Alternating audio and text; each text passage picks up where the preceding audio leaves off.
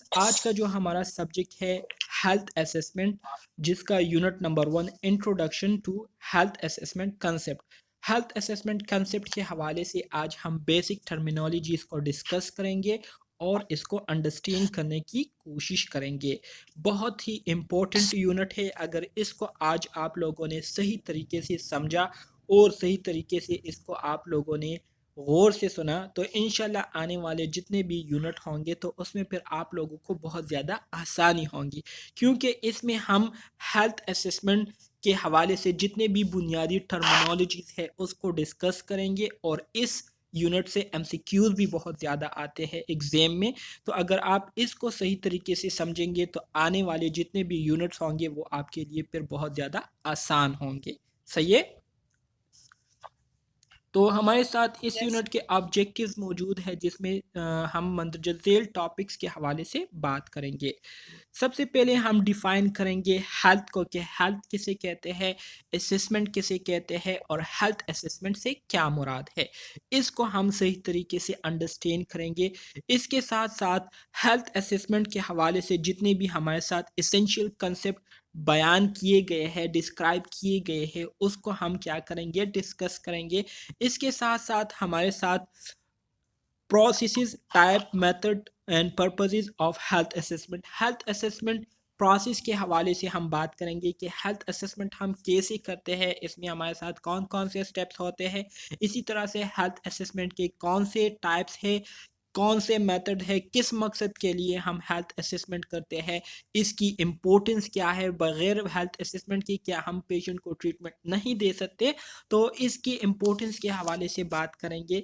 इसके अलावा हम डेटा कलेक्शन के हवाले से बात करेंगे कि डेटा हम क्यों कलेक्ट करते हैं, डेटा कलेक्शन के टाइप्स हमारे साथ कौन से हैं, कौन से मेथड है, किस पर्पस के लिए करते हैं, इसकी अहमियत क्या है। तो ये सारी चीज़ें आज के लेक्चर में हम इंशाल्लाह डिटेल के साथ डिस्कस करेंगे और इसको अंडरस्टैंड करेंगे। सही है। सबसे पहले बात करेंगे हम हेल्थ की। What is health. हेल्थ की अगर सिंपल अल्फाज में मैं आपको डिफिनीशन करूं, ठीक है, अपने अल्फाज में अगर आप हेल्थ को डिफाइन करते हैं तो हेल्थ से मुराद क्या है। हेल्थ से मुराद, जब आप सेहतमंद होते हैं तो मतलब यह है कि आप में ये कैपेबिलिटी होती है कि आप अपने रोज़मर्रा के जो काम है उसको बग़ैर किसी मुशक्क़त के, जो है बग़ैर किसी परेशानी के आसानी से कर लेते हैं, ठीक है। और इसी तरह से आपकी जो फिज़िकल कंडीशन होती है, आपकी जो मेंटल कंडीशन होती है, जो सोशल कंडीशन होती है, और इसके साथ साथ रूहानी तौर पर जब आप अपने आप को बिल्कुल रिलैक्स महसूस करते हैं, बिल्कुल कंफर्टेबल महसूस करते हैं, तो ऐसी कंडीशन को हम फिर क्या कहते हैं, ऐसी कंडीशन को हम हेल्थ कहते हैं। मतलब यह है कि हेल्थ, ये किसी भी शख्स की उस हालत को हम कहते हैं जिसमें वो अपने आप को जिस्मानी तौर पर, जहनी तौर पर, माशरती तौर पर और इसके साथ साथ रूहानी तौर पर अपने आप को बिल्कुल ठीक महसूस करते हैं, बिल्कुल वेल महसूस करते हैं। तो ऐसी कंडीशन को हम फिर क्या कहते हैं, हेल्थ कहते हैं। इसके अलावा ऐसे लोग जो कि माजूर होते हैं, ठीक है, और माजूरी के बावजूद वो डेली लाइफ एक्टिविटीज़ को जो है बखूबी वो पूरा करते हैं, उनको किसी किस्म की मुश्किल जो है दरपेश नहीं आती, ठीक है। तो डिसेबिलिटी के बावजूद वो अपने रोज़मर्रा की जो एक्टिविटीज़ है उसको अच्छी तरीके से मुकम्मल करते हैं। इसके साथ साथ उनका दूसरों लोगों के साथ जो रिलेशनशिप है वो भी अच्छा है। इसके अलावा डिसीजन पावर भी जो है उसकी, उन लोगों की जो है अच्छी है, ठीक है। और रूहानी तौर पर भी वो बिल्कुल अपने आप को अच्छा फील कर रहे हैं। तो इन डिसेबल लोगों को आप जो है अनहेल्दी नहीं कह सकते, बल्कि ये डिसेबल लोग भी क्या होंगे, ये भी फिर हेल्थ की कैटेगरी में आएंगे और इनको हम हेल्दी कंसीडर करेंगे।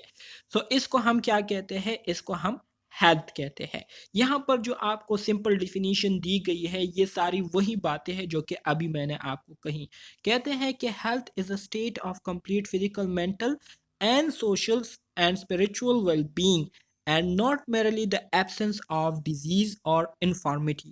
World Health Organization recently added the ability to lead a socially and economically productive life is called health. World Health Organization ने हेल्थ की जो डिफिनीशन की है वो यही डिफिनीशन की है कि हेल्थ किसी भी शख्स की वो कंडीशन होती है, स्टेट से मुराद वो हालत होती है जिसमें वो अपने आप को जो है जिस्मानी तौर पर, ज़हनी तौर पर, माशरती तौर पर और इसके साथ साथ रूहानी तौर पर अपने आप को बिल्कुल वेल फील करते हो, ठीक है, बग़ैर किसी परेशानी के अपने आप को फ़ील करते हो।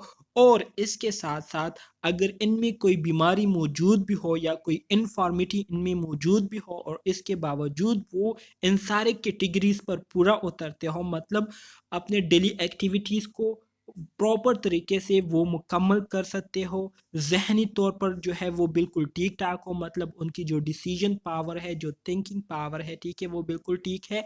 सोशली से मुराद ये है कि उनका लोगों के साथ जो रिलेशनशिप है वो बिल्कुल ठीक है, लोग जो है उनके साथ अच्छी तरीके से जो है बातचीत करते हैं और ये भी उनके साथ अच्छी तरीके से मिलते हैं, ठीक है, और रूहानी तौर पर वो अपने आप को पुरसकून फील करते हैं। तो ऐसी कंडीशन में हम ऐसे लोगों को क्या कहेंगे, हेल्दी कंसीडर करेंगे और इस कंडीशन को हम क्या कहते हैं, हेल्थ कहते हैं। सही है। इसी तरह से वर्ल्ड हेल्थ ऑर्गेनाइजेशन ने इसमें जो मज़ीद एक जुमले की इजाफा की है वो ये है कि कोई भी शख्स जो कि माशरती तौर पर और माशी तौर पर एक प्रोडक्टिव लाइफ गुजारने की काबिलियत रखते हो तो ऐसे लोगों को हम क्या कहेंगे, हेल्दी कहेंगे, ठीक है। तो ये आपके पास हेल्थ की एक सिंपल डिफिनीशन थी जो कि आप लोगों को क्लियर होनी चाहिए। कोई कंफ्यूजन है इसमें? No sir. Okay, very good. अच्छा जी, मज़ीद आगे बढ़ते हैं, असेसमेंट की तरफ अब आ जाते हैं। असेसमेंट क्या है? असेसमेंट जो है ये आपके पास एक ऐसा अमल होता है, ठीक है, एक ऐसा प्रोसेस होता है जिसके ज़रिए आप क्या करते हैं, जिसके ज़रिए आप डेटा कलेक्ट करते हैं। उस डेटा को कलेक्ट करने के बाद आप क्या करते हैं, उसको ऑर्गेनाइज करते हैं, तरतीब से उसको आप क्या करते हैं, अरेंज करते हैं। अरेंज करने के बाद उस पर फिर आप क्या करते हैं, तज्जिया करते हैं, उसकी आप एनालिसिस करते हैं ताकि आप इस डेटा को अंडरस्टैंड कर लें कि जो इंफॉर्मेशन मैंने कलेक्ट की है ये क्या चीज़ है, किस चीज़ के बारे में जो है ये इंफॉर्मेशन है। जब उस पर आप एनालिसिस कर लेते हैं तो इसके बाद फिर आप क्या करते हैं, इंटरप्रिटेशन करते हैं, उस इंफॉर्मेशन पर सोच विचार करते हैं, उसको अंडरस्टैंड करते हैं और उस इंफॉर्मेशन से जो असल प्रॉब्लम है जिसके लिए आपने पेशेंट से डेटा कलेक्ट किया होता है, ठीक है, तो उस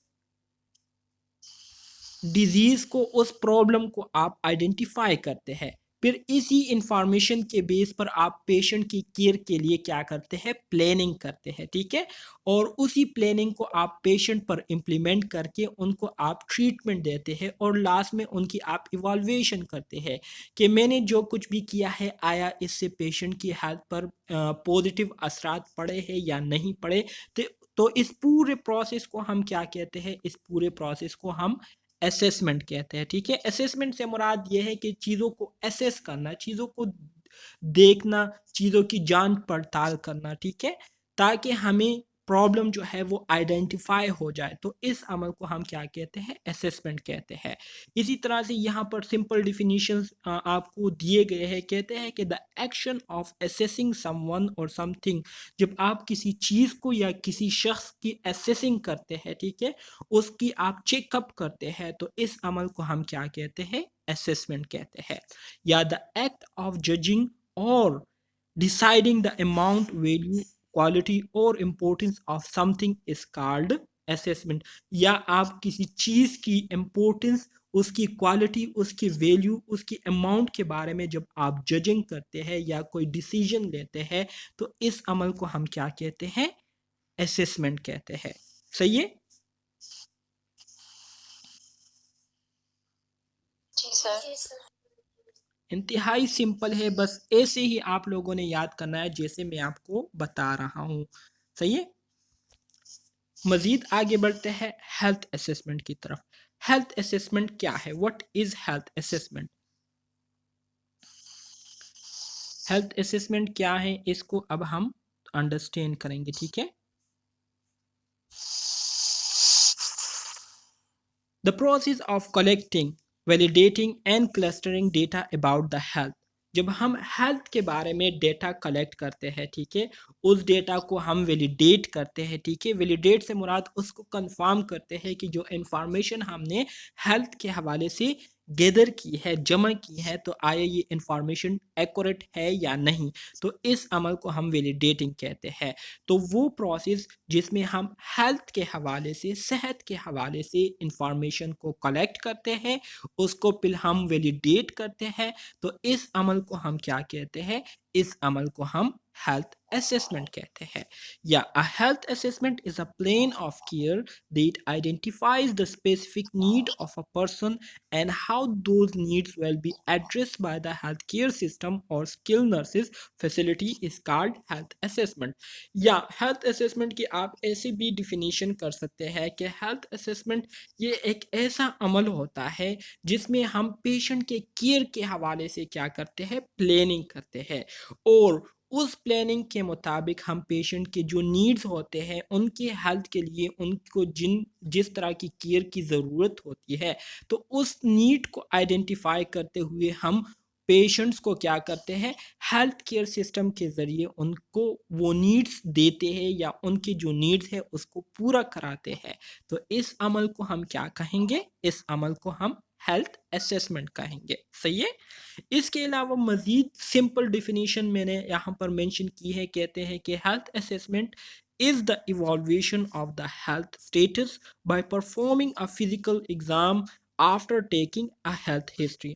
हेल्थ असेसमेंट ये एक ऐसा अमल होता है जिसमें हम अपने पेशेंट के हेल्थ के हवाले से उनसे डेटा गैदर करने के बाद उनकी क्या करते हैं? मुकम्मल फिजिकल एग्जामिनेशन करते हैं, और उसके बाद फिर हम क्या करते हैं? उनकी जो हेल्थ स्टेटस होती है उसकी हम इवाल्वेशन करते हैं कि आया हमने इनको जो केयर दिया है, इन पर हमने जो प्लानिंग इम्प्लीमेंट की है, तो इसकी वजह से इनकी जो हेल्थ स्टेटस है इसमें बेहतरी आई है या नहीं। तो इसको जानने के लिए हम जो प्रोसेस करते हैं, इस प्रोसेस को हम क्या कहते हैं? हेल्थ असेसमेंट कहते हैं। सिंपल अल्फाज में बस आप लोगों ने ये याद रखना है कि हेल्थ असेसमेंट से मुराद क्या है? सेहत के हवाले से पेशेंट से हम जो डेटा गैदर करते हैं और उसी डेटा को यूज़ करते हुए हम पेशेंट के प्रॉब्लम्स को आइडेंटिफाई करते हैं, और उसी डेटा के मुताबिक हम प्लानिंग करके उसको पेशेंट पर इम्प्लीमेंट करते हैं ताकि उनकी जो हेल्थ स्टेटस है वो बेहतर हो जाए। तो इस पूरे प्रोसेस को हम क्या कहते हैं? हेल्थ असेसमेंट कहते हैं। समझ आ गई?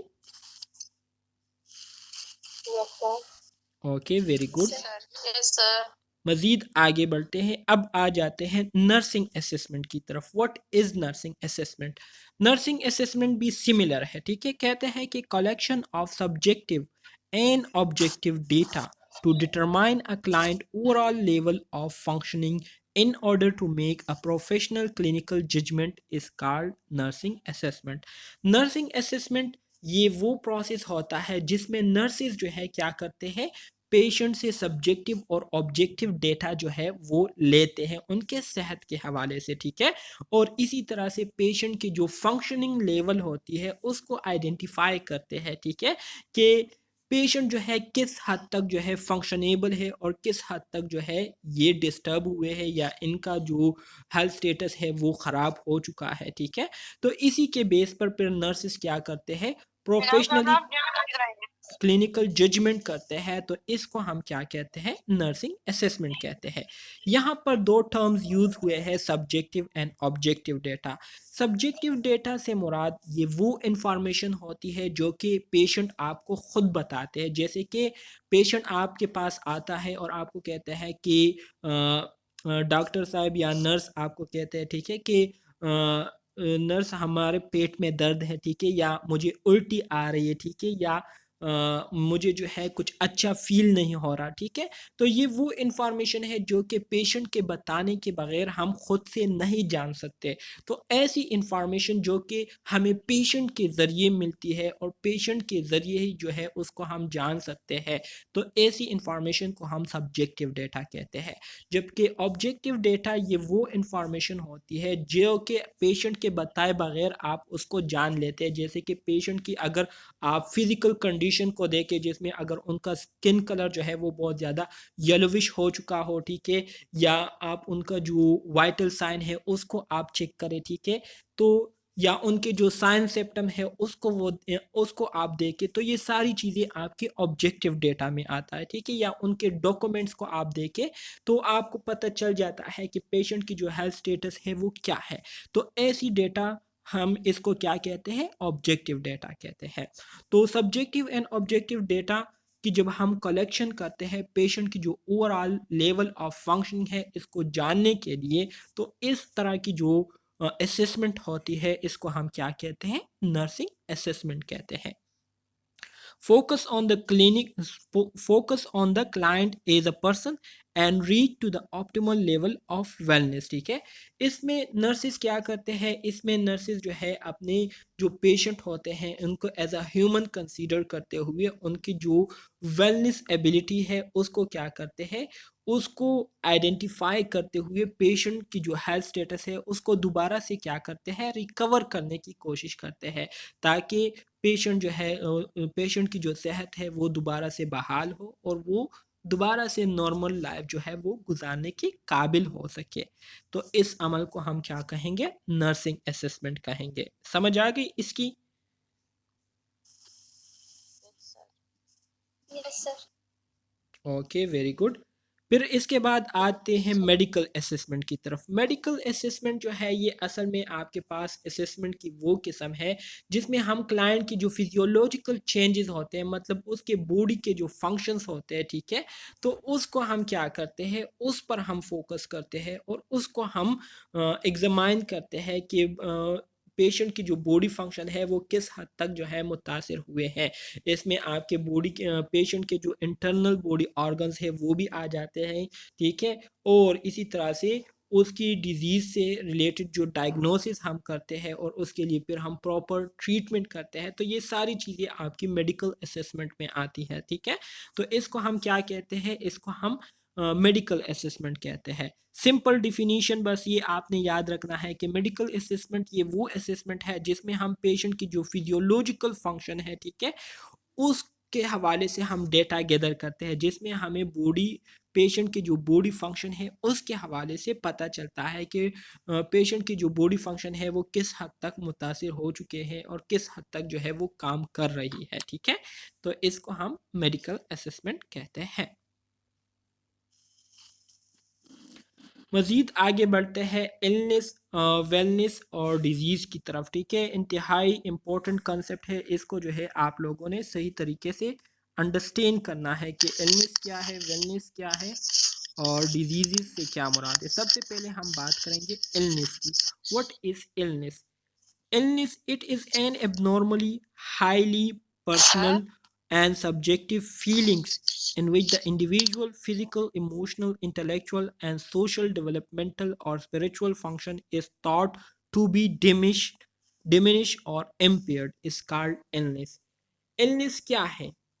इलनेस जो है ये हमारे साथ एक ऐसी कंडीशन होती है, ठीक है, जिसमें जो बंदा होता है जो कि इल हुआ होता है, ठीक है, तो वो अपने आप को जो है बहुत ज़्यादा क्या कर रहा होता है, बहुत ज़्यादा एबनॉर्मल फील कर रहा होता है, ठीक है, और उसकी वजह से जो है उसकी वजह से वो अपने आप ये अपनी जो फिजिकल, इमोशनल और इंटेलेक्चुअल, इसके साथ साथ उसकी जो सोशल, डेवलपमेंटल और स्पिरिचुअल फंक्शन होते हैं, तो इसके बारे में पेशेंट का जो ख्याल होता है वो यही होता है कि ये सारे जो है क्या हुए हैं, ख़राब हो चुके हैं। इलनेस से मुराद ये है कि ये एक ऐसी कंडीशन होती है जिसमें बज़ाहिर जो है आपको पेशेंट जो है बिल्कुल ठीक नज़र आ रहा होता है, लेकिन जब आप पेशेंट से पूछते हैं तो वो आपको कहता है कि मैं अच्छा फ़ील नहीं कर रहा हूँ, या मेरा सर जो है वो मेरा सर जो है चकरा रहा है, या मेरा दिल जो है वो ख़राब है, या मुझे उल्टी आ रही है, या वो कहता है कि मुझे कुछ समझ नहीं आ रहा। ज़हनी तौर पर जो है वो अपने आप को बिल्कुल ठीक महसूस नहीं करते, ठीक है, या इमोशनली तौर पर वो कहते हैं कि आज मैं बहुत ज़्यादा ख़फ़ा हूँ, या आज मेरा मूड जो है बहुत ज़्यादा ख़राब है, और इसकी वजह से वो लोगों के साथ बातचीत नहीं करता, ठीक है, और रूहानी तौर पर भी जो है वो अपने आप को बेसुकून महसूस करते हैं, ठीक है। तो ऐसी जो कंडीशन होती है, ठीक है, इसको हम क्या कहते हैं, इसको हम इलनेस कहते हैं, ठीक है।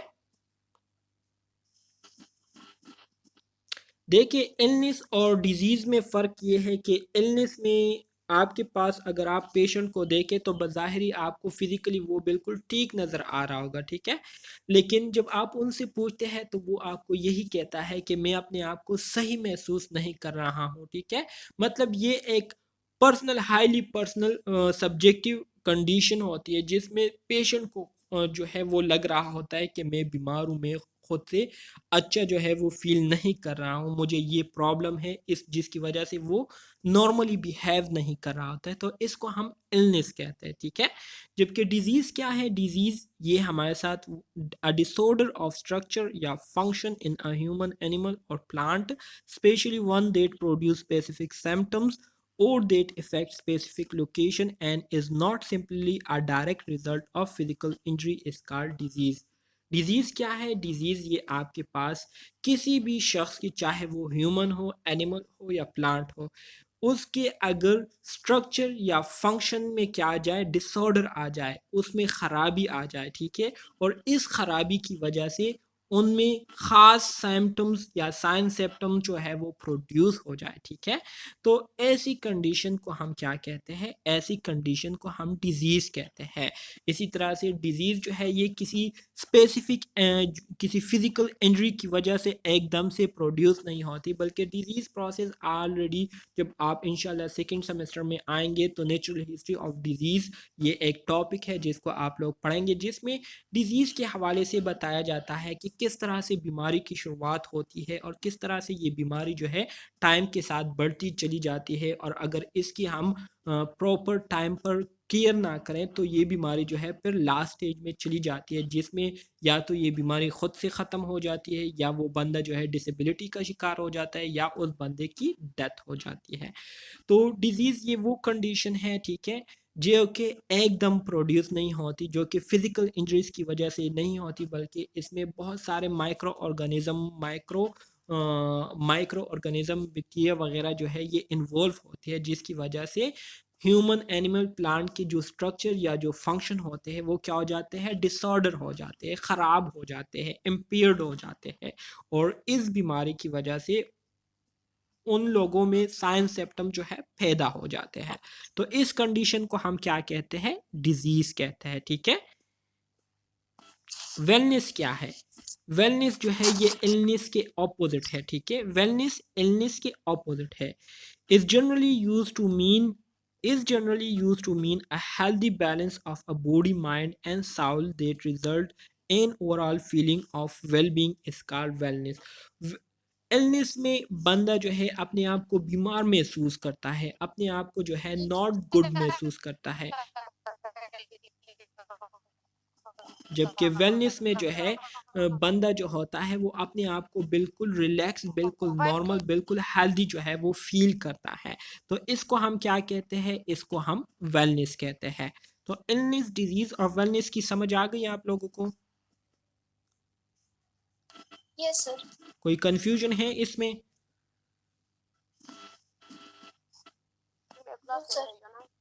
Okay, very good. हम मज़ीद आगे बढ़ेंगे। अब आ जाते हैं health assessment and nursing process की तरफ। हेल्थ असेसमेंट और नर्सिंग प्रोसेस की तरफ अब आ जाते हैं। The nursing process consist of 5 dynamic and inter related phases.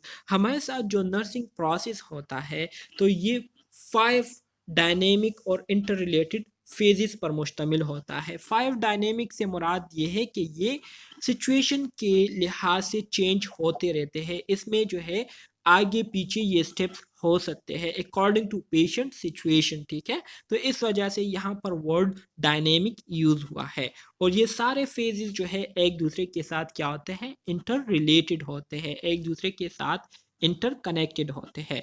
इसमें जो पहला फेज है आपके पास उसको हम क्या कहते हैं, असेसमेंट कहते हैं, जो कि ऑलरेडी आप लोगों ने अभी इसकी डिफिनीशन पढ़ी है। दूसरा जो फेज़ है उसको हम नर्सिंग डायग्नोसिस कहते हैं। तीसरा जो फेज़ है उसको हम प्लानिंग कहते हैं, ठीक है? चौथा जो फेज़ है उसको हम इम्प्लीमेंटेशन कहते हैं और लास्ट में जो आपके पास फेज़ आता है वो है इवैल्यूएशन। अब यहाँ पर मैं आपको इन पाँचों फेजेस की एक समरी जो है सिंपल अल्फाज में शॉर्ट करके देता हूँ, फिर मज़ीद आगे जो है हम इसको डिटेल के साथ डिस्कस करेंगे। असेसमेंट क्या है? जब पेशेंट आपके पास हॉस्पिटल आते हैं तो सबसे पहले आप पेशेंट से उनका नाम पूछते हैं, ठीक है? नाम पूछने के बाद फिर आप उनको अपना तारुफ जो है वो कराते हैं। फिर उसके बाद आप पेशेंट से पूछते हैं कि आपको क्या मसला है, कैसे आप हॉस्पिटल आए हैं। तो वो आपको अपने कंडीशन के हवाले से पूरा इंफॉर्मेशन जो है देते हैं और आप उनसे मुख्तलिफ किस्म की इंफॉर्मेशन जो है आप उनसे कलेक्ट करते हैं, ठीक है? तो ये जो इंफॉर्मेशन आपने कलेक्ट की है तो इसका मकसद क्या होता है? पेशेंट की जो एबनॉर्मेलिटी है, पेशेंट का जो प्रॉब्लम है उसको जानने के लिए आप उनसे जो डेटा गैदर करते हैं, तो इस अमल को हम क्या कहते हैं? असेसमेंट कहते हैं। दूसरा फेज आपके पास आता है नर्सिंग डायग्नोसिस। एक बार जब आपने पेशेंट की असेसमेंट कर ली, आपके पास डेटा आ गया, इंफॉर्मेशन आपके पास आ गई, तो उसी इंफॉर्मेशन पर आप क्या करते हैं? सोच विचार करते हैं, उसको आप इंटरप्रेट करते हैं, उसकी आप एनालिसिस करते हैं और उसी इंफॉर्मेशन के बेस पर आप पेशेंट की जो प्रॉब्लम है उसको आप आइडेंटिफाई करते हैं और डिक्लेयर करते हैं कि हमारे पेशेंट को जो है एब्डोमिनल पेन है या हमारे पेशेंट को जो है क्या कहते हैं अल्सर हुआ है, हमारे पेशेंट को जो है मुख्तलिफ़ किस्म की बीमारी जो है हुई है, ठीक है? तो मतलब ये है कि जो भी पेशेंट को प्रॉब्लम होता है तो उसी असेसमेंट इंफॉर्मेशन के बेस पर आप क्या करते हैं? उनका जो प्रॉब्लम होता है वो आप डायग्नोस कर लेते हैं। जब आपने प्रॉब्लम डायग्नोस कर लिया तो फिर आपका तीसरा काम क्या होता है? प्लानिंग करनी होती है कि अच्छा पेशेंट में जो प्रॉब्लम है ये तो हमें अब पता चल चुका है कि हमारे पेशेंट को ये मसला है, ये बीमारी है। अब इस बीमारी को हमने कैसे ठीक करना है, क्या करना है जिसकी वजह से हमारा जो पेशेंट है वो बिल्कुल ठीक हो जाए। तो इसके लिए फिर हम प्लानिंग करते हैं, ठीक है? प्लानिंग में हम क्या करते हैं? प्लानिंग में हम ऑब्जेक्टिव्स अपने लिए सेट करते हैं कि अगर हम पेशेंट को केयर देते हैं तो किस तरह की केयर हम देंगे, उस केयर को देने के दौरान कौन से टूल हम यूज़ करेंगे, क्या क्या हम करेंगे और किस किस टाइम करेंगे और कैसे करेंगे, ये सब कुछ हम प्लानिंग में क्या कर लेते हैं? डिसाइड कर लेते हैं। जब प्लानिंग आपकी मुकम्मल हो जाती है तो चौथा जो फेस आता है वो है इम्प्लीमेंटेशन। प्लानिंग आप लोगों ने ऑलरेडी की है, फिर इसी प्लानिंग को आपने पेशेंट पर इम्प्लीमेंट करना होता है, ठीक है? ताकि पेशेंट का जो प्रॉब्लम है वो सॉल्व हो सके। जब आप इम्प्लीमेंटेशन कर लेते हैं, तमाम ऑब्जेक्टिव जो कि आपने सेट किए थे वो पेशेंट पर अप्लाई कर लेते हैं, तो लास्ट में फिर आपके पास एक स्टेज आता है जिसको हम इवॉल्वेशन कहते हैं। इवॉल्वेशन हम दो पर्पसेस के लिए करते हैं। पहला पर्पस इसका ये होता है कि हमने जो प्लानिंग की होती है तो उस प्लानिंग को चेक करते हैं कि आया हमसे कोई स्टेप जो है वो तो नहीं रह गया है पेशेंट पर अप्लाई करने में, आया हमने तमाम ऑब्जेक्टिव्स को जो है पेशेंट पर इम्प्लीमेंट कर लिए हैं या नहीं। तो इसको देखने के लिए करते हैं। दूसरा, हम पेशेंट की जो हेल्थ स्टेटस है उसको जानने के लिए करते हैं कि जितनी भी प्लानिंग हमने की थी और जितनी भी हमने पेशेंट पर इम्प्लीमेंट की, तो इस इम्प्लीमेंटेशन की वजह से हमारे पेशेंट की जो हेल्थ स्टेटस है उसमें बेहतरी आई है या नहीं। अगर आई है तो वेल एंड गुड, अगर नहीं आई है तो हम दोबारा से अपना नर्सिंग प्रोसेस जो है वो दोबारा से स्टार्ट करते हैं। दोबारा से हम क्या करते हैं? प्लानिंग करते हैं और फिर उसी तरह से इम्प्लीमेंट करते हैं और फिर इवॉल्वेशन करते हैं और इसी तरह से जब तक पेशेंट की जो हेल्थ स्टेटस है वो उसमें बेहतरी ना आई हो तो हम ये प्रोसेस जो है रिपीट करते रहते हैं। तो ये सारा जो प्रोसेस है ये आपका क्या है? ये आपका नर्सिंग प्रोसेस है, ठीक है? तो आपको ये पता होना चाहिए कि कौन से फेज में हम कौन सा काम करते हैं। समझ आ गई इसकी? जी sir. Yes sir. Okay, very good.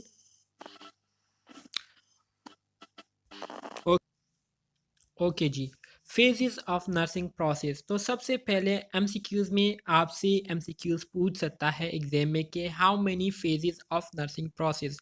Nursing process के आपके पास टोटल कितने फेजेस है, तो आपको पता होना चाहिए कि 5 फेजेस है। ठीक है, पहला असेसमेंट, दूसरा डायग्नोसिस, तीसरा प्लानिंग, चौथा इम्प्लीमेंटेशन और पांचवा इवाल्वेशन। अब यहाँ पर बात करते हैं, जितनी भी हमने वहाँ पर समरी डिस्कस की थी असेसमेंट के हवाले से, फेजेस के हवाले से, वो उसको हम यहाँ पर दोबारा रिवाइज करते हैं। सबसे पहले असेसमेंट। असेसमेंट जो है ये वो प्रोसेस होता है जिसमें हम पेशेंट के सब्जेक्टिव और ऑब्जेक्टिव डेटा को क्या करते हैं, कलेक्ट करते हैं। सब्जेक्टिव ऑब्जेक्टिव डेटा क्या है, ऑलरेडी मैंने बताया हुआ है आप लोगों को। दूसरा जो फेज़ है वो आपके पास डायग्नोसिस है। डायग्नोसिस में हम क्या करते हैं, सब्जेक्टिव ऑब्जेक्टिव डेटा के बुनियाद पर पेशेंट की हम क्या करते हैं, जजमेंट करते हैं और उनमें जो बीमारी होती है, उनमें जो प्रॉब्लम होता है, उस प्रॉब्लम को हम क्या करते हैं, आइडेंटिफाई करते हैं। तो इसको हम क्या कहते हैं, इसको हम डायग्नोसिस कहते हैं। Analysing subjective and objective data to make a professional nursing judgement. ठीक है, जिसमें हम नर्सिंग डायग्नोसिस करते हैं, कोलैबोरेटिव प्रॉब्लम एंड उसको या दूसरी तरफ रेफरल करते हैं। तीसरा जो फेज आपके पास आता है वो है प्लानिंग। प्लानिंग में हम क्या करते हैं, determining outcomes criteria and developing a plan. ठीक है, मतलब यह है कि सबसे पहले हम प्लानिंग करते हैं और उस प्लानिंग के हवाले से हमें क्या नताइज मिल सकते हैं, तो इसको हम क्या करते हैं, प्लानिंग में देखते हैं। फिर आपके पास फोर्थ नंबर पर आता है इम्प्लीमेंटेशन। इम्प्लीमेंटेशन में हमने जितनी भी प्लानिंग की होती है उसको क्या करते हैं, पेशेंट पर इम्प्लीमेंट करते हैं, पेशेंट पर अप्लाई करते हैं। आखिर में आपके पास जो फेज आता है उसको हम इवॉल्वेशन कहते हैं। और इवॉल्वेशन का मैंने आपको बताया था कि हमने प्लानिंग के दौरान जो नताइज प्रेडिक्ट किए थे कि ये काम करने की वजह से हमें ये नताइज मिलेंगे, तो आया वही नताइज हमें मिले हैं या नहीं, या हमें दोबारा से प्लानिंग को रिवाइज करनी पड़ेगी, तो ये हम इवॉल्वेशन में देखते हैं। जी किसका क्वेश्चन है? सर मेरे पूछना था कि ये जो डायग्नोसिस है तो इसमें लैब टेस्ट और ये एक्सरे टेस्ट और ये ईसीजी वगैरह ये सब कुछ आते हैं। क्या समझ नहीं आई, दोबारा से जरा बोले। सर मैं पूछना चाह रही थी कि ये डायग्नोसिस जो है इसमें लैब टेस्ट और ये सारी चीजें आती हैं, बिल्कुल जैसे आती है, हाँ जी बिल्कुल। लैब टेस्ट हो के हाँ जी, ये चेस्ट सारी चीज़ें एक्सरे और ये आती है, सब। बिल्कुल। बिल्कुल, ये सारी चीज़ें इसमें आती हैं क्योंकि डायग्नोसिस तो हम इसके बगैर नहीं कर सकते ना। पहले हम सब्जेक्टिव डेटा लेते हैं, तो अगर हमें किसी लैब टेस्ट की ज़रूरत हो, अगर हमें किसी टेस्ट को करने की ज़रूरत हो, तो ज़ाहिर-सी बात है वो टेस्ट हम उनको दे देते हैं, ठीक है? और उस टेस्ट के रिज़ल्ट आने के बाद फिर हम कन्फ़र्म करते हैं कि हाँ, हमने जो प्रेडिक्ट किया था, हमें जिस प्रॉब्लम के हवाले से शक था, तो आया ये वही बीमारी है या नहीं, हमें कंफर्म हो जाता है। ठीक है, तो हम डायग्नोस कर लेते हैं। और कोई जी question? Sir, thank you. Sir ये जो भी आपने कहा था डायनेमिक जो होता है तो इसमें अब जैसे हमारे ये तरतीब के साथ है ना जो 5 स्टेप्स हैं, हम्म। तो डायनेमिक में फिर ये आगे पीछे किस तरीके से होंगे ये? डायनेमिक में ये आगे पीछे इस तरीके से हो सकते हैं कि मिसाल के तौर पर आपके पास पेशेंट आया, ठीक है? पेशेंट के आने के बाद जब आप उनसे डेटा लेते हैं तो पेशेंट की कंडीशन आपके पास जो है वो बिल्कुल क्या होती है, क्लियर होती है। आप उनकी फिजिकल कंडीशन को जब देख लेते हैं तो आपको बात कंफर्म हो जाती है कि हाँ इसको यही बीमारी है। तो फिर वो बीमारी जो है आपको कंफर्म हो जाती है, तो फिर आपको जो है डायग्नोसिस की ज़रूरत नहीं होती। मिसाल के तौर पर लैब टेस्ट की फिर आपको ज़रूरत नहीं होती। आप डायरेक्टली क्या कर लेते हैं, उनके लिए आप मेडिकेशन जो है वो इम्प्लीमेंट कर लेते हैं, उनको आप मेडिकेशन दे देते हैं, ठीक है? और वो उस मेडिकेशन को ले लेता है और फिर आप उनको कहते हैं कि कुछ दिनों बाद आप दोबारा आ जाए, ठीक है? तो मतलब ये है कि ये सारे स्टेप आपने यहाँ पर फॉलो नहीं की है। कुछ पेशेंट ऐसे होते हैं जिनको बहुत ज़्यादा डीप असेसमेंट की ज़रूरत होती है और डीप नर्सिंग प्रोसेस केयर की ज़रूरत होती है, तो उसके लिए फिर हम ये सारे प्रोसेस जो है इसको फॉलो करते हैं और स्टेप बाय स्टेप हम पेशेंट की क्या करते हैं, चेकिंग करते हैं। तो इस वजह से मैंने कहा था कि सिचुएशन के मुताबिक जो है ये नर्सिंग प्रोसेस क्या होता है, चेंज होता रहता है। Okay sir. जैसे आप लोगों ने हॉस्पिटल्स में खुद ही देखा होगा कि कुछ पेशेंट के साथ डॉक्टर ऐसे पेश आते हैं, मतलब उनकी बात भी सही तरीके से नहीं सुनते और बस उनको जो है डायरेक्ट पर्ची दे देते हैं कि ये दवाई है, ये आप लोग खा लें। और अगर कोई पेशेंट जो है सीरियस हो तो पहले उनसे हिस्ट्री लेते हैं। हिस्ट्री लेने के बाद उनको कुछ टेस्ट जो है वो दिए जाते हैं कि ये टेस्ट आप लोग कर लें, इसके बाद फिर आप मुझे टेस्ट दिखाइएगा। जब टेस्ट रिपोर्ट आ जाते हैं तो उसके बेस पर फिर वो उनको कहते हैं कि ये मसले हैं और आपको इस तरह से करना होगा। तो पूरा ये प्रोसेस जो है स्टेप बाय स्टेप जाता है। तो इस वजह से ये सिचुएशन के मुताबिक चेंज होते रहते हैं। आपने मुझे काटे ना। अच्छा जी, अब आ आप मुझे जाते काटे हैं ना। Importance of assessment in nursing process. Nursing process में असेसमेंट की क्या अहमियत है? ज़ाहिरी बात है, आपको पता चल चुका होगा कि असेसमेंट ये एक ऐसा इम्पोर्टेंट स्टेप है कि इसके बगैर आप कोई भी काम आगे नहीं कर सकते। ज़ाहिरी बात है, जब आपको पेशेंट के प्रॉब्लम के बारे में पता नहीं होगा तो आप कैसे उनको नर्सिंग केयर दे सकते हैं। सो नर्सिंग प्रोसेस के लिए असेसमेंट का होना बहुत ज़्यादा ज़रूरी है, क्योंकि इससे आपके पेशेंट के हेल्थ स्टेटस के बारे में आपको पता चलता है। जब आप असेसमेंट नहीं करेंगे तो आपको कैसे पता चलेगा कि आपका पेशेंट कैसा है, उनकी हेल्थ स्टेटस कैसी है, ठीक है? तो असेसमेंट की जो है बहुत ज़्यादा इम्पोर्टेंस है नर्सिंग प्रोसेस में और इसको हम मज़ीद आगे क्या करेंगे, डिस्कस करेंगे। तो सबसे पहली जो इम्पोर्टेंस है इसकी वो ये है कि ये हमारे साथ नर्सिंग प्रोसेस का सबसे पहला स्टेप है। एमसीक्यूज़ में आपसे इस तरह से भी एमसीक्यूज़ में पूछ सकते हैं एग्ज़ाम में कि which one of the following is the first step of nursing process. मंदरजा झेल में से कौन सा जो है नर्सिंग प्रोसेस का फर्स्ट स्टेप है? तो वो आपके पास असेसमेंट आता है। इसी तरह से विच one of the following is the third step of nursing process. तो नर्सिंग प्रोसेस का थर्ड स्टेप कौन सा है? प्लानिंग है। इसी तरह से फोर्थ स्टेप इम्प्लीमेंटेशन है और फिफ्थ स्टेप क्या है? इवॉल्वेशन है। तो ये चीज़ें जो है आप लोगों को क्लियर होनी चाहिए और इसी तरीके से आप लोगों को ये चीज़ें याद करनी होगी जैसे कि मैं आप लोगों को बता रहा हूँ, ठीक है? अगर आपके पास इंफॉर्मेशन नहीं होगी तो आप फिर कोई भी काम नहीं कर सकते। तो दूसरी इम्पोर्टेंस इसकी ये है कि असेसमेंट जो है इसके ज़रिए आपको नर्सिंग प्रोसेस के लिए एक रास्ता जो है वो हमवार हो जाता है जब आप असेसमेंट करते हैं। Identify patient strength and limitation. इसी तरह से असेसमेंट के दौरान आपको पेशेंट की कंडीशन के बारे में भी पता चल जाता है कि ये पेशेंट जो है किस हद तक जो है डॉक्टर की प्रिस्क्रिप्शन को जो है फॉलो कर सकता है, किस हद तक जो है ये ऑर्डर्स पर अमल कर सकता है।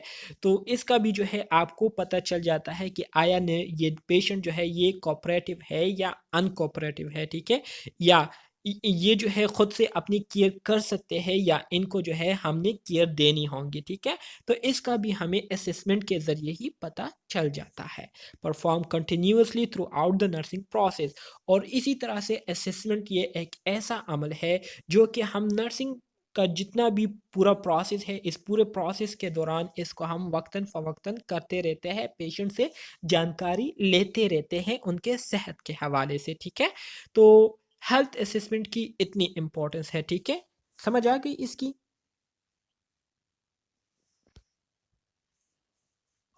जी सर। अच्छा जी। स्किल्स जी ऑफ सर। असेसमेंट। असेसमेंट्स के भी हमारे साथ फिर कुछ स्किल्स है, कुछ तरीके हैं। उन तरीकों को फॉलो करते हुए हम बेहतर तरीके से इंफॉर्मेशन जो है पेशेंट से ले सकते हैं। सो assessment require 3H learning skill. Assessment के लिए हमें 3H लर्निंग स्किल्स जो है ये याद होने चाहिए। 3H से क्या मुराद है? पहले H से मुराद हेड है कि सबसे पहले हमने पेशेंट की हेड की असेसमेंट करनी है। फिर हैंड्स की असेसमेंट करनी है और फिर हार्ट की असेसमेंट करनी है, ठीक है। अगर हेड की हम बात करते हैं तो हेड से मुराद ये है कि इसमें हम पेशेंट की जितनी भी कॉग्निटिव एबिलिटीज़ होती है, इतनी इनके सोचने समझने की जो सलाहियतें होती है, उसको हम देखते हैं कि आया पेशेंट जो है प्रॉपर तरीके से चीज़ों पर डिसीजन लेने की काबिलियत रखते हैं या नहीं, प्रॉपर तरीके से चीज़ों पर थिंकिंग कर सकते हैं या नहीं, ठीक है। प्रॉब्लम को सॉल्व करने की काबिलियत इनमें है या नहीं। तो हेड से मुराद ये है कि उनकी कॉग्निटिव एबिलिटीज़ को हम चेक करते हैं कि इनकी कॉग्निटिव एबिलिटीज़ जो है वो मुतासिर तो नहीं हुए हैं। फिर दूसरे नंबर पर आपके पास आता है हैंड्स। तो हैंड्स से मुराद ये है कि पेशेंट के साइकोमोटर जितने भी फंक्शंस है उसको हम चेक करते हैं, ठीक है, कि आया ये प्रॉपर तरीके से इनकी बॉडी मूवमेंट हो रही है या नहीं, हाथ पैर जो है ये प्रॉपर तरीके से मूव कर रही है या नहीं, कोऑर्डिनेशन के साथ ये मूवमेंट हो रही है या नहीं, ठीक है। तो ये हम क्या करते हैं, साइकोमोटर हैंड में करते हैं। और तीसरा जो आपके पास एच आता है वो है हार्ट, जिसमें हम पेशेंट की जो हार्ट फंक्शन है, ठीक है, उसके हवाले से हम क्या करते हैं, उनकी चेकअप करते हैं। इसी तरह से वो किस तरह से फील कर रहे हैं, उनकी तासुरात क्या है, इमोशंस क्या है, ठीक है। तो इसको हम क्या करते हैं, इसको हम जानने की कोशिश करते हैं। तो इन तीन चीज़ों के बारे में जब हमारे साथ प्रॉपर तरीके से इंफॉर्मेशन आती है तो वो इंफॉर्मेशन पर एक्यूरेट होती है और उस इंफॉर्मेशन के बेस पर हम जो डायग्नोसिस करते हैं तो वो भी फिर आपके पास मोस्टली क्या होते हैं, एक्यूरेट होते हैं। तो ये आपके पास 3H लर्निंग स्किल है, एमसीक्यूज में आ सकता है कि सर हार्ट वाला दोबारा सही। जी सर हार्ट में क्या देखेंगे? हार्ट में हम पेशेंट के जो इमोशंस होते हैं, ठीक है, इमोशन से मुराद उनके फीलिंग्स, फीलिंग्स कहाँ से आती है, हार्ट से आती है ना, वो कैसे फील कर रहे हैं, ठीक है, उनके तासुरात क्या है, ठीक है। इसके साथ साथ लोगों के साथ उनके रिलेशंस क्या है, इफेक्टिव और इंटरपर्सनल, ठीक है, खुद के बारे में उनके क्या परसेप्शन है, ख्यालात है, ये सारी चीज़ें हम क्या करते हैं, हार्ट में देखते हैं। तो मतलब हेड, हैंड और हार्ट, ये तीन कंपोनेंट अगर हम प्रॉपर तरीके से स्टेप बाय स्टेप देखेंगे तो हमारे पास जो इंफॉर्मेशन होंगी वो क्या होगी, सफिशिएंट होंगी, काफ़ी होंगी, और फिर हम प्रॉपर तरीके से पेशेंट की डायग्नोसिस भी कर सकेंगे। समझ आ गई इसकी? जी सर। जी सर। ओके। तो जी एमसीक्यूज सर। में एग्जाम में इसके हवाले से भी एमसीक्यूज ऐसे आ सकता है कि 3H स्टैंड फॉरवर्ड, 3H से क्या आता है, तो मुख्तलिफ ऑप्शंस ये होंगे जिसमें आप लोगों ने ये याद रखना है कि 1H stand for head, second H stand for hand and third heart. H stand for heart. तो ये आप लोगों ने हार्ट। याद रखने हैं। देखिए मैं साथ साथ आप लोगों को ये एमसीक्यूज भी बता रहा हूँ तो इसको आप अपने साथ नोट किया करें। पर्पस ऑफ असेसमेंट, असेसमेंट हम क्यों करते हैं, so to collect data relevant to the patient health status to identify deviation from the normal. तो असेसमेंट को करने का हमारा जो बेसिक मकसद होता है वो यही होता है कि हम पेशेंट के हेल्थ के हवाले से इंफॉर्मेशन डेटा को कलेक्ट कर ले, जिसके ज़रिए हमें पता चलता है कि पेशेंट की जो फंक्शन है वो कहाँ पर डिविएट हुए हैं, कहाँ पर जो है ख़राबी आई हुई है, ठीक है। तो इसको जानने के लिए हम क्या करते हैं, असेसमेंट करते हैं। दूसरा जो हमारा पर्पस होता है वो है to discover the patient strength and coping resources, कि हम अपने पेशेंट की जो स्ट्रेंथ और कोपिंग रिसोर्सेज है उसको आइडेंटिफाई करें कि ये पेशेंट जो है हमारे साथ कोऑपरेटिव है या अनकोऑपरेटिव है, आया ये इन सिचुएशंस को किस हद तक जो है बर्दाश्त कर सकता है और किस हद तक जो है इनमें बर्दाश्त करने की सलाहियत है। तो इसको भी हम क्या करते हैं, देखते हैं, और इसके बुनियाद पर फिर हम उनको केयर स्टार्ट करते हैं। तीसरा जो पर्पस है वो है to identify actual problem, patient का जो असल प्रॉब्लम होता है जिसकी वजह से वो हॉस्पिटल आए हुए होते हैं, तो उस एक्चुअल प्रॉब्लम को आइडेंटिफाई करने के लिए हम क्या करते हैं, उनसे डेटा गैदर करते हैं। इसके अलावा to mark factors that place the patient at risk for health problem, इसी तरह से वो तमाम चीज़ें जानने की कोशिश करते हैं जिसकी वजह से पेशेंट की जो हेल्थ है वो खतरे में पड़ सकती है या उसको खतरा हो सकता है। तो उन तमाम फैक्टर्स को जानने के लिए भी हम क्या करते हैं, असेसमेंट करते हैं। तो ये क्या है, ये हमारे साथ पर्पस ऑफ असेसमेंट है, असेसमेंट को करने का मकसद होता है, ठीक है। अच्छा जी, टाइप ऑफ हेल्थ असेसमेंट के टाइप्स के हवाले से अगर हम बात करें तो हमारे साथ हेल्थ असेसमेंट के 4 मेजर टाइप है, जिसमें एक आपके पास इनिशियल असेसमेंट है, दूसरा आपके पास फोकस असेसमेंट है, तीसरा आपके पास टाइम लेप्स असेसमेंट है और चौथा आपके पास इमरजेंसी असेसमेंट है। एग्जाम में इससे बहुत ज़्यादा एमसीक्यूज आते हैं, तो आप लोगों को ये क्लियर होना चाहिए, ठीक है। इनिशियल असेसमेंट से मुराद ये है कि सबसे पहले जब आपके पास हॉस्पिटल पेशेंट आते हैं, तो पहले दफ़ा जब आप उनसे डेटा लेते हैं, पूरी हिस्ट्री लेते हैं, तो इसको हम इनिशियल असेसमेंट कहते हैं। फोकस असेसमेंट से मुराद ये है कि किसी ख़ास डिजीज़ के हवाले से जब आप उनसे कोई डेटा कलेक्ट करते हैं, किसी ख़ास बीमारी के हवाले से आप उनसे जब डेटा कलेक्ट करते हैं, तो इसको हम फोकस असेसमेंट कहते हैं। टाइम लैप्स असेसमेंट से मुराद ये है कि जब आपके पास पेशेंट जो है वो हॉस्पिटल में एडमिट हो गया, ठीक है, और आपने उनको जो है केयर देनी शुरू कर दी, उनको आपने ऑन ट्रीटमेंट रख दिया, तो वक्तन फ़वक्तन टाइम टू टाइम जब आप उनके पास आते हैं और उनकी आप चेकअप करते हैं, उनकी आप खैरियत दरियाफ़्त करते हैं कि अब आपकी तबीयत कैसी है, और फिर 2 घंटे बाद आते हैं कि अब आपकी तबीयत कैसी है। तो इस तरह की जो असेसमेंट होती है, इसको हम क्या कहते हैं, टाइम लैप्स असेसमेंट कहते हैं। जबकि इमरजेंसी असेसमेंट से मुराद ये है कि जो जो कि हम इमरजेंसी कंडीशन में करते हैं, ठीक है। इसको आगे डिटेल के साथ डिस्कस करेंगे। समझ आ गई इसकी? Yes sir. Okay, very good. Yes sir. अब आ जाते हैं कम्प्रिहेंसिव असेसमेंट की तरफ। इनिशियल असेसमेंट का जो दूसरा नाम है कम्प्रिहेंसिव असेसमेंट, ठीक है। इनिशियल असेसमेंट को कम्प्रिहेंसिव असेसमेंट भी कहते हैं।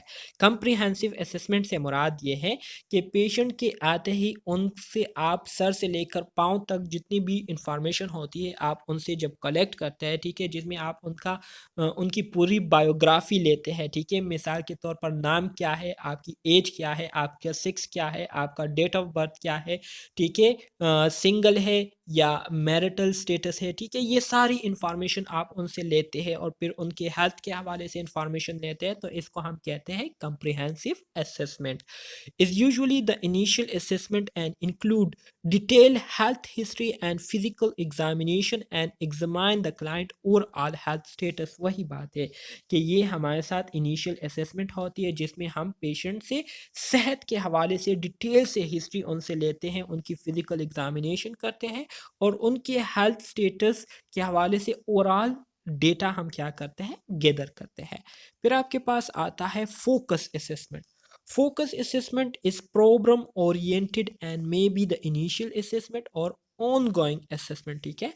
फोकस असेसमेंट जो है ये हमारे साथ एक ऐसी असेसमेंट है जिसमें हम बेसिकली ख़ास तौर पर पेशेंट के प्रॉब्लम के हवाले से डेटा गैदर करते हैं। मिसाल के तौर पर एक पेशेंट है, ठीक है, जिनको पहले जो है इंजरी हुई हो, ठीक है, या पहले कोई बीमारी या कोई डायबिटिक पेशेंट है, तो उनके डायबिटीज़ के हवाले से आप लोग क्या करते हैं, सिर्फ उनसे आप डेटा गैदर करते हैं कि कल आपका जो डायबिटिक लेवल था वो कैसा था, शुगर लेवल था वो कैसा था, ठीक है, इससे पहले जब आई थी आपका शुगर लेवल कैसा था। तो इससे रिलेटेड आप उनसे क्या करते हैं, जो डेटा गैदर करते हैं, तो इसको हम क्या कहेंगे, फोकस असेसमेंट कहेंगे। और ये डेटा जो है आप इनिशियल असेसमेंट के दौरान भी ले सकते हैं, या जो ऑन गोइंग असेसमेंट होता है जिसे हम टाइम लेप्स असेसमेंट भी कहते हैं, तो उसमें भी आप लोग इससे क्या कर सकते हैं, उस डिजीज से रिलेटेड डेटा गैदर कर सकते हैं। समझ आ रही है? Yes sir.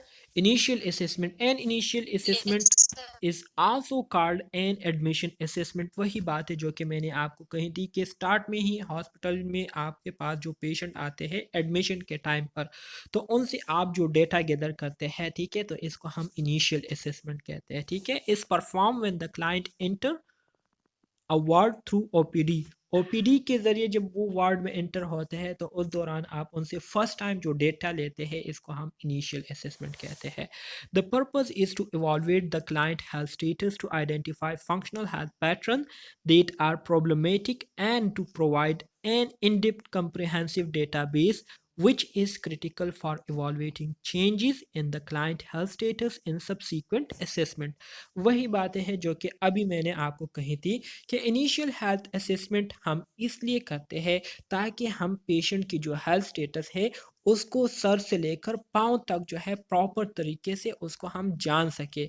इसके साथ साथ उनकी जो फंक्शनल हेल्थ पैटर्न है जिसे हम FHP कहते हैं, जिसमें हम उनके खाने पीने की, उनके उठने बैठने की, उनके उठने जागने की, उनकी एलिमिनेशन की, उनकी हर तरह के जितने भी 11 कंपोनेंट है उन सब से रिलेटेड जो है हम उनसे डेटा गैदर करते हैं। ठीक है, तो हम इसलिए गैदर करते हैं ताकि हमें प्रॉपर तरीके से इनकी जो हेल्थ स्टेटस है उसके बारे में हमें पता चल सके और फिर हम प्रॉपर तरीके से इनकी हेल्थ स्टेटस की इवॉल्वेशन कर सके कि इनको कहाँ पर प्रॉब्लम है, कहाँ पर इनको प्रॉब्लम नहीं है। तो इसको हम इनिशियल असेसमेंट कहते हैं। सही है। Functional health pattern MCQs exam में आपसे पूछ सकते हैं कि how many components of FHP के आपके पास कितने कंपोनेंट्स है या कितने एलिमेंट है। तो FHP के आपके पास 11 एलिमेंट है, यहाँ पर आप लोग देख सकते हैं। सबसे पहले हम पेशेंट से उनकी हेल्थ परसेप्शन और मैनेजमेंट के हवाले से बात करते हैं कि आप अपने सेहत के बारे में क्या सोचते हैं, सेहत के बारे में आपके क्या ख्यालात है या सेहत के बारे में आप क्या सोचते हैं। आया सेहत जो है आपके लिए कोई इम्पोर्टेंस रखता है या नहीं, सेहत के बारे में आप कॉन्शियस है या नहीं, सेहत को बेहतर रखने के लिए आप क्या करते हैं, क्या चीज़ें मैनेज करते हैं। तो ये सारी इंफॉर्मेशन हम उनसे लेते हैं। फिर इसके बाद हम उनसे न्यूट्रिशनल मेटाबॉलिक इंफॉर्मेशन लेते हैं कि खाना आप कैसे खाते हैं, प्रॉपर तरीके से खाते हैं, कितने टाइम खाना खाते हैं, एक टाइम का खाते हैं, 2 टाइम का खाते हैं या 3 टाइम का खाते हैं, ज़्यादा खाते हैं या कम कम खाते हैं। ठीक है, तो ये डेटा लेते हैं। एलिमिनेशन पैटर्न का लेते हैं कि एलिमिनेशन पैटर्न आपका क्या है, पर वीक में आप कितनी दफ़ा जो है आप एलिमिनेशन करते हैं। ठीक है, जैसे कि नॉर्मली हमारे साथ पर वीक अगर एक बंदा जो है 3 टाइम या 2 टाइम करता है तो ये हमारे साथ नॉर्मल एलिमिनेशन पैटर्न होता है। ठीक है, तो इसके हवाले से हम डेटा लेते हैं। इसके अलावा एक्टिविटी एक्सरसाइज के हवाले से उनसे हम बात करते हैं कि आप जिम वगैरह करते हैं, एक्सरसाइज वगैरह करते हैं या नहीं। ठीक है, इसके साथ साथ स्लीप रेस्ट के हवाले से डेटा गैदर करते हैं। उनकी जो कॉग्निटिव परसेप्चुअल एबिलिटीज़ है उसके हवाले से हम उनसे डेटा लेते हैं। ठीक है, मुख्तलिफ तरीके होते हैं ये इंफॉर्मेशन लेने के, जिसको हम आगे स्लाइड्स में फिर पढ़ेंगे। सेल्फ परसेप्शन, अपने बारे में पेशेंट के क्या ख्यालात है, अपने बारे में वो क्या सोचते हैं, तो इसको हम कहते हैं सेल्फ परसेप्शन या सेल्फ कंसेप्ट। इसके बारे में हम उनसे जानने की कोशिश करते हैं। लोगों के साथ उनके ताल्लुकात कैसे हैं, अगर मैरिटल स्टेटस है तो उनकी अपनी वाइफ के साथ रिलेशनशिप कैसी है, सेटिस्फाइंग है या अनसेटिस्फाइंग है। ठीक है, सेक्सुअल प्रोडक्टिविटी के बारे में हम उनसे पूछते हैं कि सेक्सुअल लाइफ आपकी कैसी है, आया दोनों एक दूसरे से खुश है, सेटिस्फाई है या नहीं, या कोई मसला है या नहीं। ठीक है, इसके अलावा कोपिंग स्ट्रेस टॉलरेंस के हवाले से उनसे हम डेटा लेते हैं। वैल्यू एंड बिलीफ के बारे में हम उनसे पूछते हैं, जिसमें हम उनके रिलीजन के बारे में पूछते हैं। रिलीजन से रिलेटेड जितनी भी बातें होती है वो सारी हम उनसे क्या करते हैं, लेते हैं। तो ये 11 कंपोनेंट है जो कि आप लोगों को याद होने चाहिए। सही है, इसमें किस तरह के MCQs आते हैं ये आगे इंशाल्लाह यूनिट्स में मैं आपको बताऊंगा।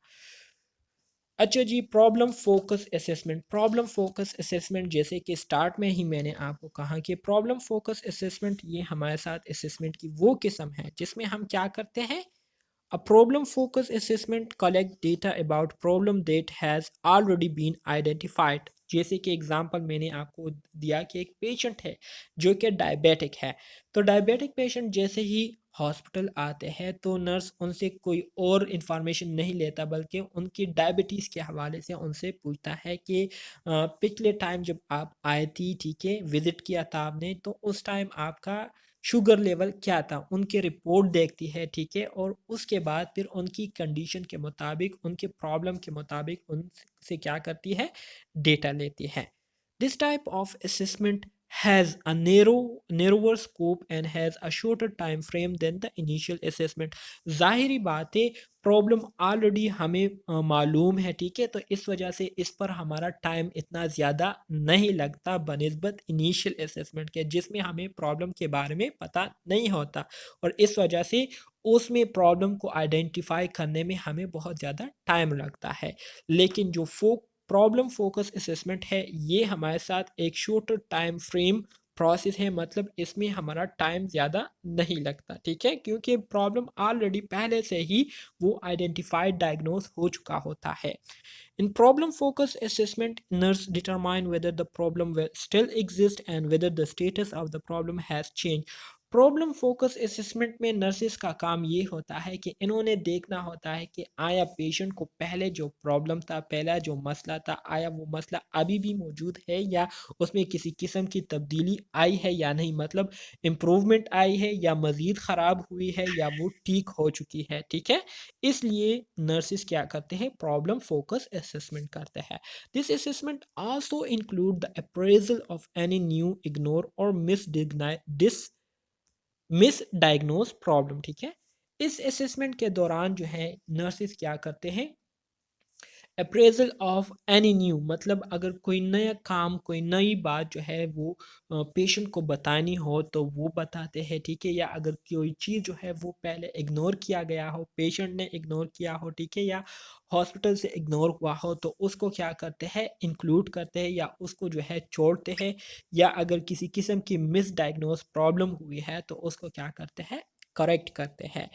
An intensive care unit problem focus assessment may be performed every few minutes. जो ICUs होते हैं तो ICUs में ज़्यादातर जो problem focus assessment है वो ज़्यादातर की जाती है, ठीक है, ICUs में, सही है।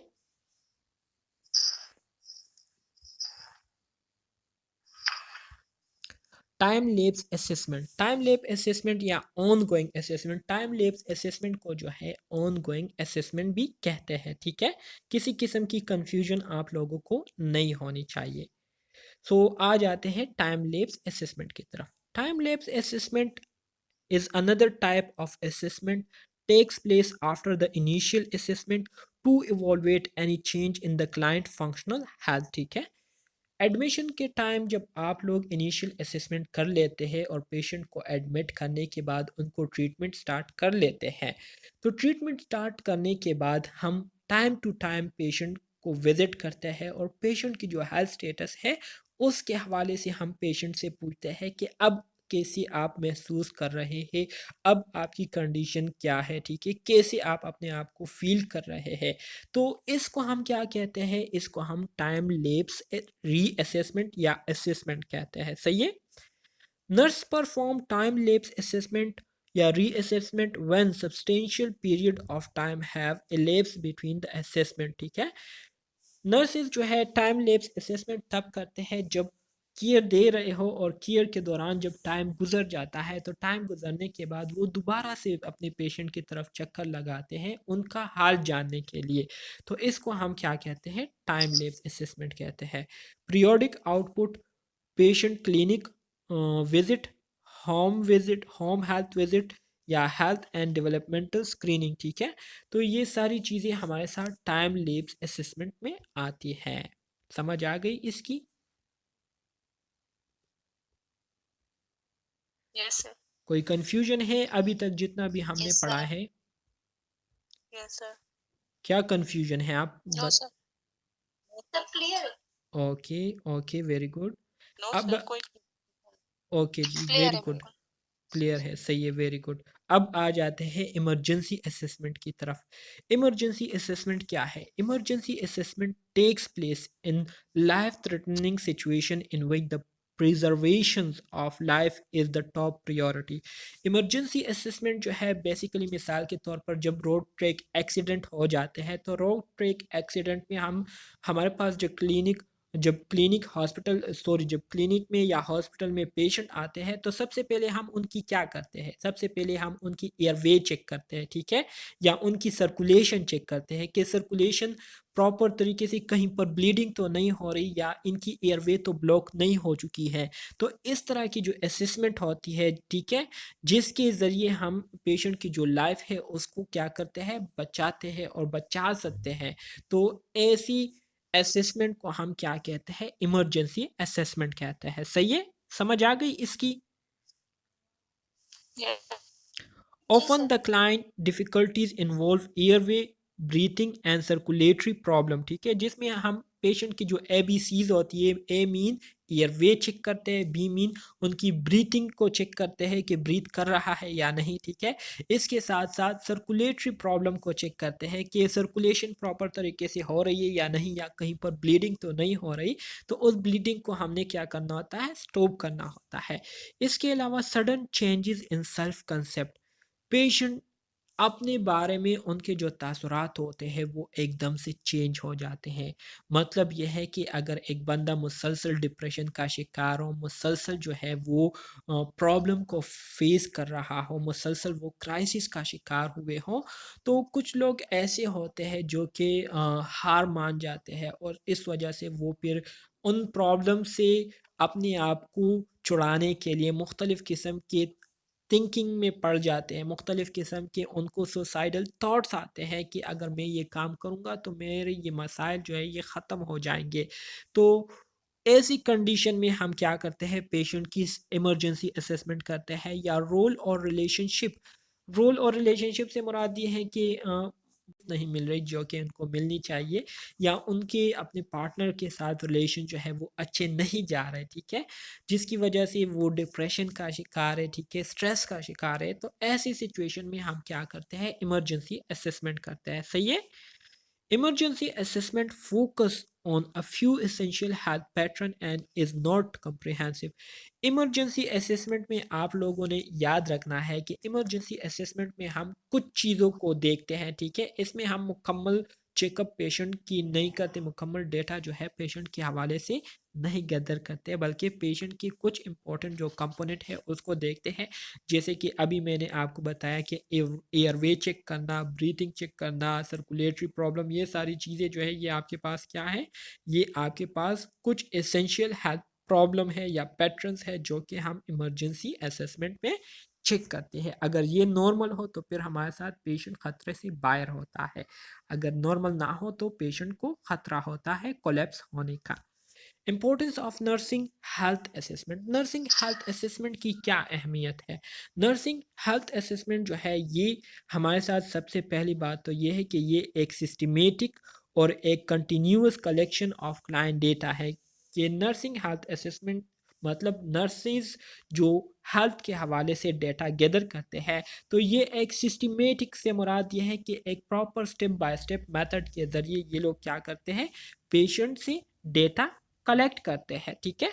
It focus on client responses to health problem, इसमें नर्सिस क्या करते हैं, इसमें नर्सिस क्लाइंट के हेल्थ प्रॉब्लम के हवाले से जो रिस्पॉन्सेज होते हैं तो उसको ऑब्जर्व करते हैं, उसको डॉक्यूमेंट करते हैं, उसको रिकॉर्ड करते हैं।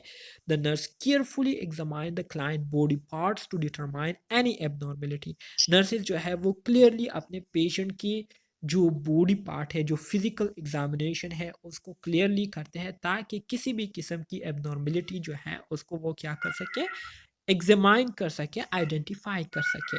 The nurse relies on data from different sources which can indicate significant clinical problem, इसी तरह से नर्सेज जो है मुख्तलिफ सोर्सेज से पेशेंट के हेल्थ के हवाले से क्या करते हैं, इंफॉर्मेशन गैदर करते हैं ताकि प्रॉपर तरीके से, एक्यूरेट तरीके से पेशेंट के जो प्रॉब्लम है उसको आइडेंटिफाई कर सके।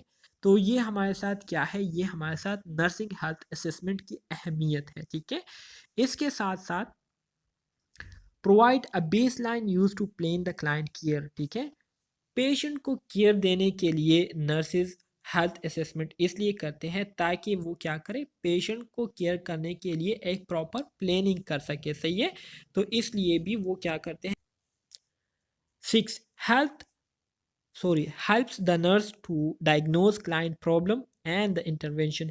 इसी तरह से नर्सेज जो है अपने क्लाइंट्स की हेल्प करते हैं कि सॉरी जो नर्सिंग हेल्थ असेसमेंट होती है तो इससे नर्सेज को हेल्प मिलती है, मदद मिलती है कि वो क्या करे, अपने क्लाइंट की जो प्रॉब्लम है उसको डायग्नोज कर सके और उसके लिए एक प्रॉपर क्या करे, इंटरवेंशन कर सके। इसके साथ साथ complete health assessment involve a more detail review of client condition. ज़ाहिरी बात है जब आप इनिशियल हेल्थ असेसमेंट करेंगे या कंप्रिहेंसिव हेल्थ असेसमेंट करेंगे तो मतलब ये है कि इसके ज़रिए आपको पेशेंट के हेल्थ के हवाले से एक मुकम्मल डिटेल में इंफॉर्मेशन जो है वो मिलती है। Health assessment influence the choice of therapies and client responses. इसी तरह से हेल्थ असेसमेंट के ज़रिए फिर हमें मुख्तलिफ थेरेपीज़ के ज़रिए पेशेंट को जो पेशेंट में जो इफ़ेक्ट्स प्रोड्यूस होते हैं उसके बारे में भी हमें पता चलता है, ठीक है। और क्लाइंट के रिस्पॉन्सेज के बारे में भी हमें हेल्थ असेसमेंट के ज़रिए क्या होता है, पता चलता है। समझ आ रही है इसकी? जी सर। ओके जी।